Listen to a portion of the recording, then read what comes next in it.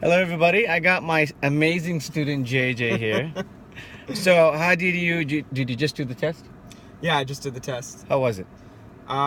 It was great.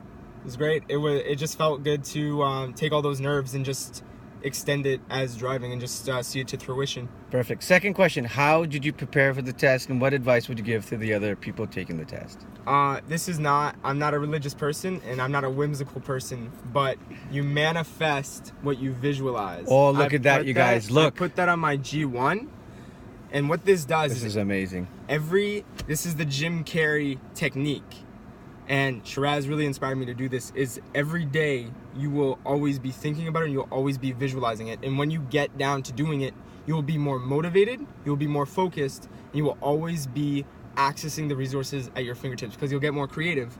When you open your mind, Wow. you will see what's in front of you. So it's no longer, oh, my dad's driving to the store and I'm in the passenger seat. No, I'm driving to the store and my dad's there. It's like, So you envision this as you make the switch and you turn the dead ends into possibilities. And if there are things that cannot move, you will not move them. You will simply move around them.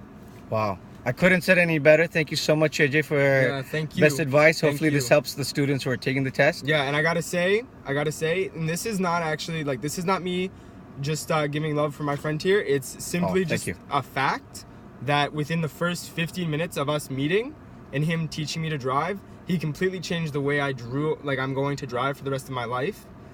He changed the way I see the road. That's the way... it, man. That's good. No, that's amazing. And thank you Yeah. so much. Thank you so much, JJ.